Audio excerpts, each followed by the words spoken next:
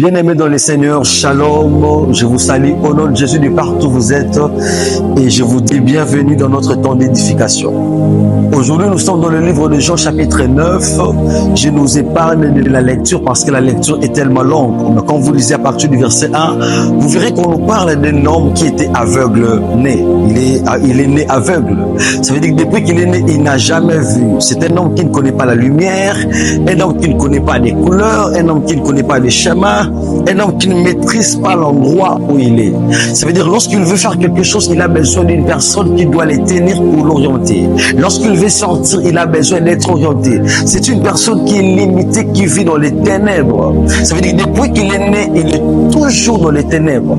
Alors un jour, Jésus passait avec ses disciples, ils ont vu cet homme et ils ont posé la question à Jésus, est-ce que ce sont ses parents qui ont péché ou bien c'est lui-même qui a péché? Christ a dit non, ce ne sont pas ses parents qui ont péché, lui-même aussi n'a pas péché, mais c'est pour que la gloire de Dieu soit manifestée dans sa vie. Un homme qui vit dans les ténèbres, ça veut dire qu'il ne voit rien. Et ce que j'aime, ce n'est pas cet homme qui a vu Jésus et ce n'est pas lui qui est allé vers Jésus, mais c'est Jésus qui l'a vu et qui est venu vers lui. Je voudrais dire à quelqu'un, des fois lorsqu'il arrive dans la vie, tu es tellement dans les ténèbres, tu es tellement abattu, tu ne sais pas voir Dieu, tu ne sais pas voir la gloire de Dieu. J'aimerais dire à une personne, ce n'est pas parce que tu ne vois pas Jésus que Jésus ne te voit pas. Même si tu n'as pas la force d'aller vers Jésus, Jésus viendra vers toi. Et lorsqu'il est venu vers cet homme, il a pris la boue, il a craché par terre, il a pris la boue, il a fait la boue et il a appliqué sur ses yeux.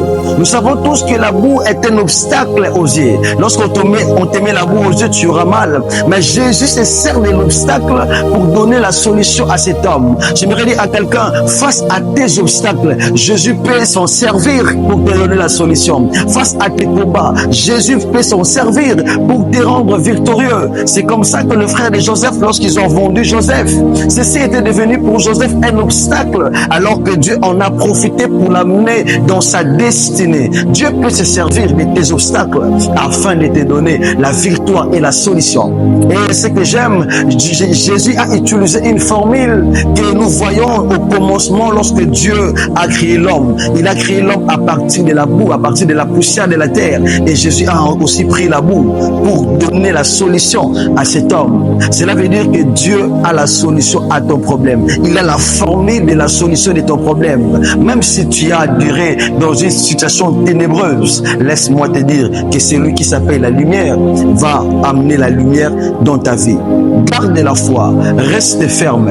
Quand tu vas rencontrer Jésus, la lumière de Jésus va éclairer ta vie. Telle est ma prière pour toi, que Jésus puisse éclairer ta vie, toi qui es dans les ténèbres. Soyez bénis au nom de Jésus.